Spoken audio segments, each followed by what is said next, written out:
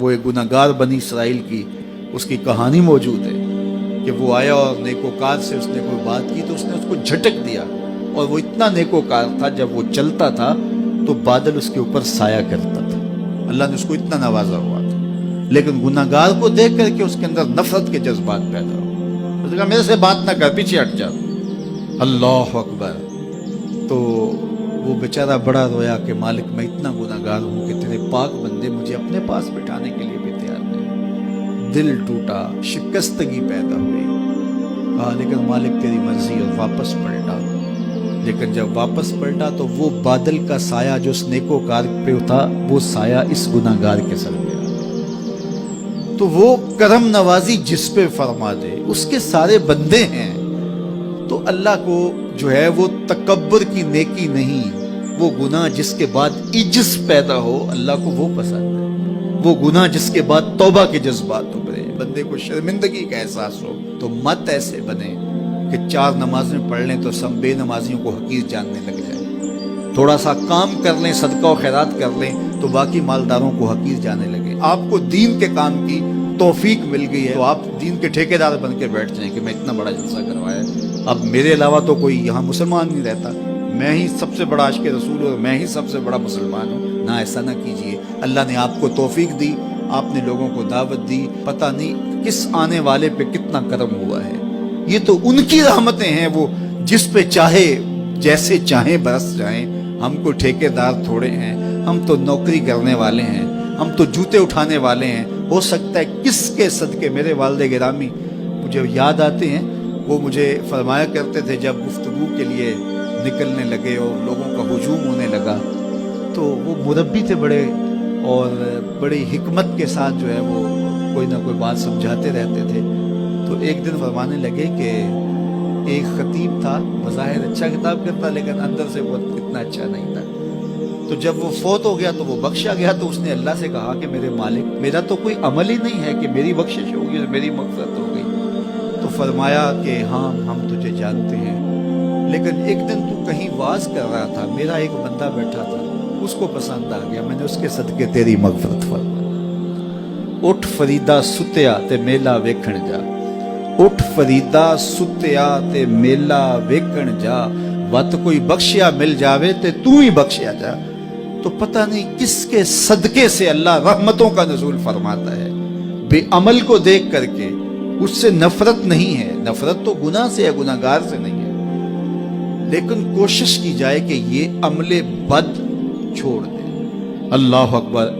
ایک جنازہ گزرا اور وہ جنازہ کسی غیر مسلم کا تھا، تو چشمان رحمت میں آنسو آ گئے۔ تو صحابہ نے پوچھا کہ حضور یہ یہودی ہے یا عیسائی ہے؟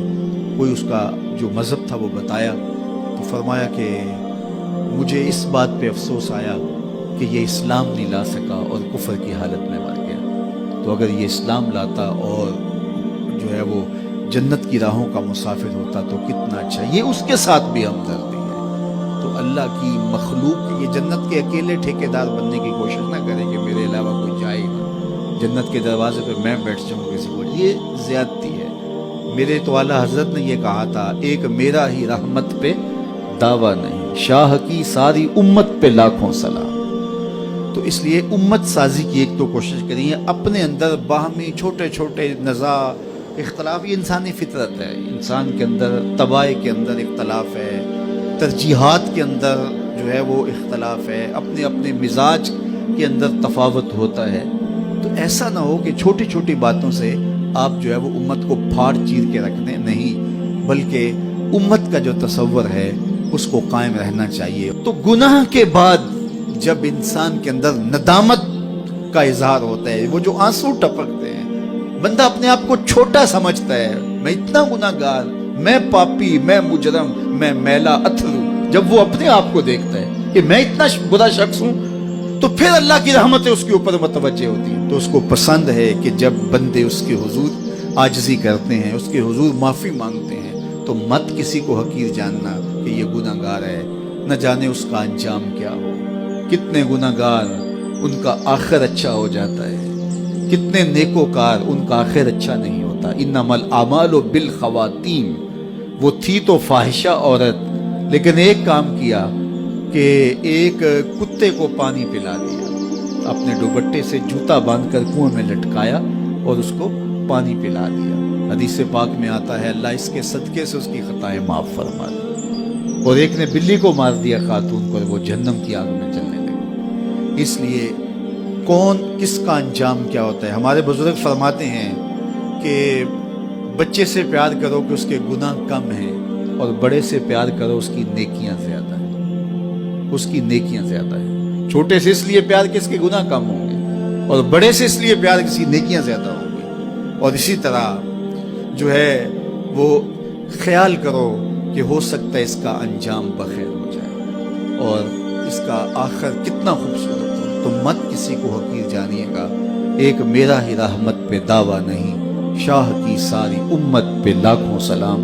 تو حضور کی امت سے پیار کرو، مخلوق خدا کو جوڑنے کی کوشش کرو، اور آقا کریم علیہ الصلوۃ والسلام نے یہ جو امت کا تصور دیا اور کہاں کہاں سے لا کے کہاں کہاں کے افراد کو ایک گروہ میں، ایک جماعت میں اور ایک امت کے اندر پرویا، ایک لڑی کے اندر پرویا، اس امت کو امت ہی رہنے دیا جائے۔